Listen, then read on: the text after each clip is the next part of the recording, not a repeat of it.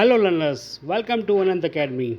Today we will learn about the heart, how it works. Heart एक muscular organ है जो हमारे circulatory system का एक मेन पार्ट है. Now let's discuss how the heart works.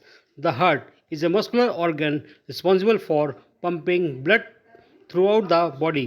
Heart एक circular organ है यानी कि एक ऐसा अंग जो कि मसल से बना है जो कि हमारी बॉडी में ब्लड को पंप करता है.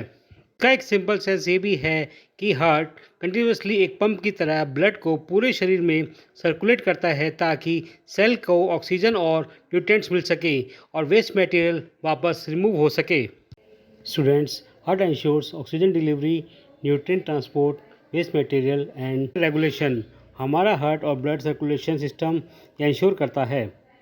ऑक्सीजन डिलीवरी हमारे लंग्स से ऑक्सीजनेटेड ब्लड को बॉडी के सेल्स तक पहुंचाता है. Next is nutrient transport. Heart हमारे फूड से मिले न्यूट्रिएंट्स को बॉडी के सेल्स तक ले जाता है. वेस्ट रिमूवल कार्बन डाइऑक्साइड और दूसरे वेस्ट प्रोडक्ट्स को वापस लाकर लंग्स, किडनी और स्किन तक पहुंचाता है ताकि बॉडी से निकाल सके. टेम्परेचर रेगुलेशन ब्लड बॉडी के टेम्परेचर को मेंटेन करने में भी हेल्प करता है. जैसे कि जब गर्मी होती है तो हीट को स्किन तक ले जाता है और जब वह बढ़ जाती है तो हीट को प्रिजर्व करता है.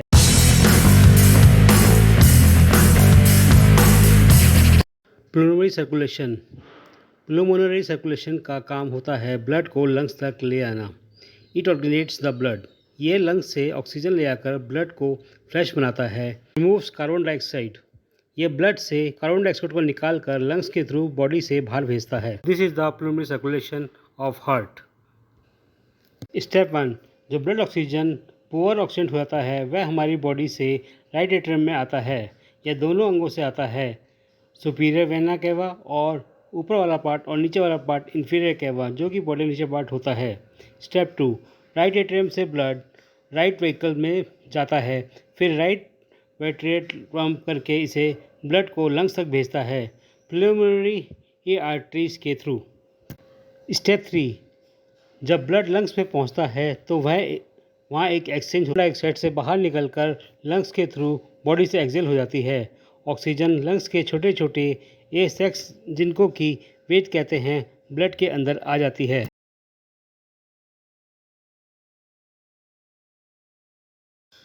सिस्टमेटिक सर्कुलेशन का मेन पर्पस ऑक्सीजनेटेड ब्लड यानी लंग्स से आया हुआ फ्रेश ऑक्सीजन वाला ब्लड को सारे बॉडी ऑर्गन्स और टिश्यू तक पहुंचाना होता है.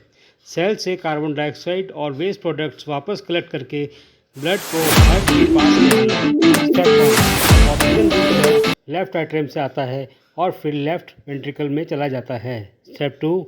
लेफ्ट वेंट्रिकल पावरफुल पंप की तरह काम करता है जो कि ब्लड को आर्टरीज की सबसे बड़ी आर्टरी के थ्रू पूरी बॉडी पार्ट्स तक पहुंचाता है. स्टेप 3. बॉडी के टिश्यूज ऑक्सीजन एंड न्यूट्रिएंट्स को लेते हैं और फिर ब्लड कार्बन डाइऑक्साइड से वेस्ट को दे देते हैं. तब ये ब्लड ऑक्सीजन का पुअर पार्ट डीऑक्सीनेट बन जाता है और फिर वैसे उसको के थ्रू वापस राइट एट्रियम में आता है.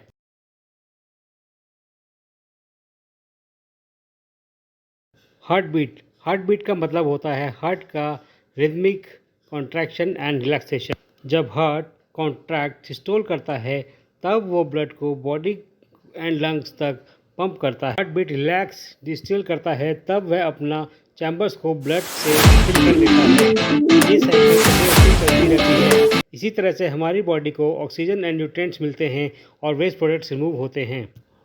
Normal resting heart beat. एक हेल्दी बॉडी अडल्ट के लिए 60 से लेकर 100 बीट्स पर मिनट BPM भी बोलते हैं जिसको कि हम रेस्ट नॉर्मल मानी जाती हैं. एथलीट्स का हार्ट बीट थोड़ा स्लो होता है 40 से 60 BPM क्योंकि उनका हार्ट स्ट्रांग होता है. चिल्ड्रन का बच्चों का हार्ट बीट अडल्ट के हार्ट बीट से थोड़ा सा तेज होता है. Let's discuss significance of heart beat. अगर हार्ट बीट नॉर्मल होती है तो इसका मतलब है सही तरीके से ब्लड हार्ट पंप कर रहा है. अगर बहुत फास्ट हो जाए तो हम कहेंगे कि टैक्रोकार्डिया होता है. इसका मतलब है कि हार्ट एक्स्ट्रा काम कर रहा है. और अगर बहुत स्लो हो जाए जिसे कहते हैं ब्रेडिकार्डिया जो कि बॉडी के प्रॉपर ब्लड सप्लाई नहीं मिल पाती है.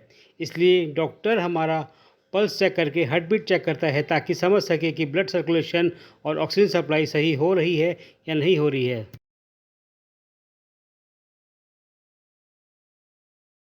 तो हेल्दी फूड की बात करें, हर के लिए क्या हेल्दी होता है, तो फ्रूट्स एंड वेजिटेबल्स में हमको एप्पल, पपाया, पालक, ब्रोकली ज़्यादा खाना चाहिए। बात करो ग्रेन्स की, तो ग्रेन्स के अंदर ओट्स, ब्राउन राइस और दलिया।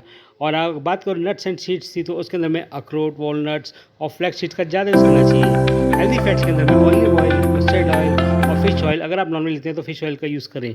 और बात करो आप लो डेयरी फूड्स के बारे में, तो दूध, दही, पनीर, लेकिन एक लिमिटेड अमाउंट में खाना चाहिए। और जहाँ तक वो खाने में आप कम नमक खाएं, क्योंकि ज़्यादा नमक हार्ट के लिए अच्छा नहीं होता है। Thank you for watching. Please like and subscribe your channel Anant Academy. Thank you all.